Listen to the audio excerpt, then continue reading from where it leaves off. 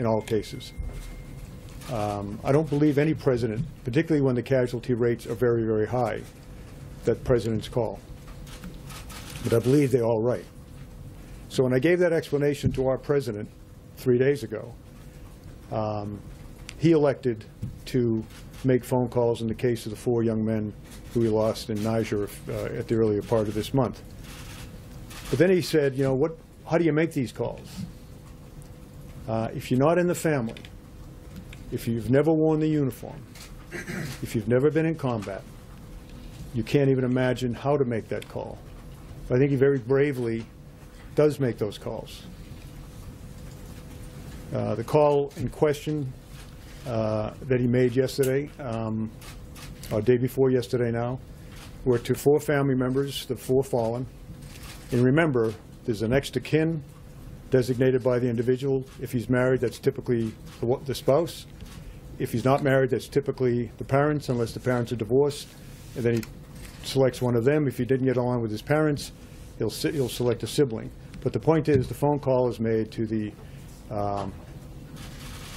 next of kin only if the next of kin agrees to take the phone call. Sometimes they don't. So a pre-call is made. The President of the United States or the Commandant of the Marine Corps or someone would like to call. Will you accept the call? And typically they all accept the call. So he called 4 people the other day and expressed his condolences in the best way that he could.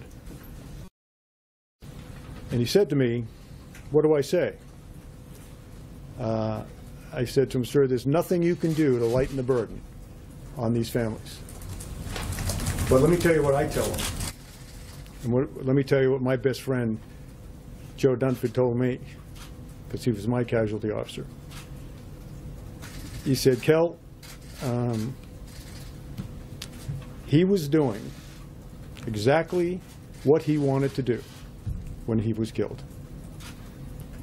He knew what he was getting into by joining that 1%. He knew what the possibilities were because we're at war.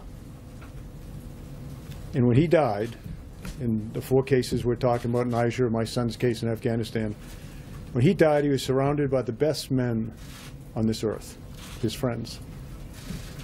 That's what the President tried to say to 4 families the other day. I was stunned when I came to work yesterday morning and brokenhearted at what I saw a member of Congress doing. A member of Congress who listened in on a phone call from the President of the United States to a young wife, and in his way tried to express that opinion.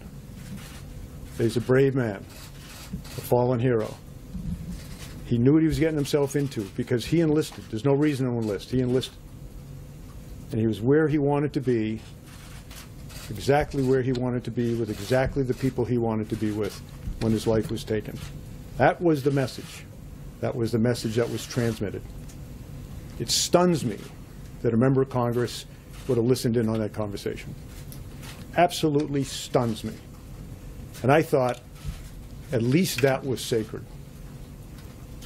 You know, when I was a kid growing up, a lot of things were sacred in our country. Women were sacred and looked upon with great honor. That's obviously not the case anymore, as we see from recent cases. Life, the dignity of life, was sacred. That's gone. Religion, that seems to be gone as well. Gold Star families, I think that left in the convention over the summer. But I just thought the selfless devotion that brings a man or woman to die on the battlefield, I just thought that that might be sacred. And when I listened to this woman and what she was saying and what she was doing on TV, the only thing I could do to collect my thoughts was to go and walk among the finest men and women on this earth. And you can always find them because they're in Arlington National Cemetery. Went over there for an hour and a half. Walked among the stones, some of whom I put there because they were doing what I told them to do when they were killed.